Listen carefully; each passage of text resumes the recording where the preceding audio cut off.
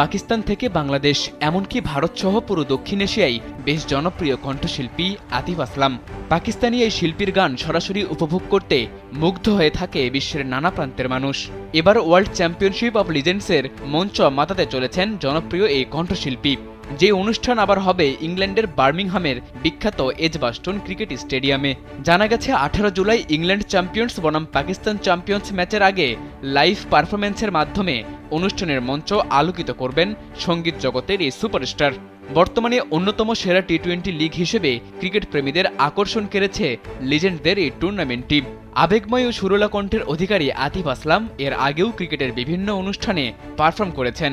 সম্প্রতি তিনি ICC champions trophy 2025-এর থিম সং জিতু বাজি খেলকে গেয়েছেন এবং এতে অংশও নিয়েছেন। স্কুল ও কলেজ জীবনে ফাস্ট বোলিং করা এই ক্রিকেটার পাকিস্তান সুপার লিগের একাধিক অনুষ্ঠানে লাইভ পারফর্ম করেছেন। তবে ক্রিকেটার হতে না পারলেও সঙ্গীতের প্রতি তার ভালোবাসা এবং প্রতিভা তাকে দক্ষিণ এশিয়ার অন্যতম জনপ্রিয় কণ্ঠশিল্পী করে তুলেছে। তার গান উপভোগ করতে এখন মুখিয়ে থাকেন বিশ্বের নানা প্রান্তের ভক্তরা।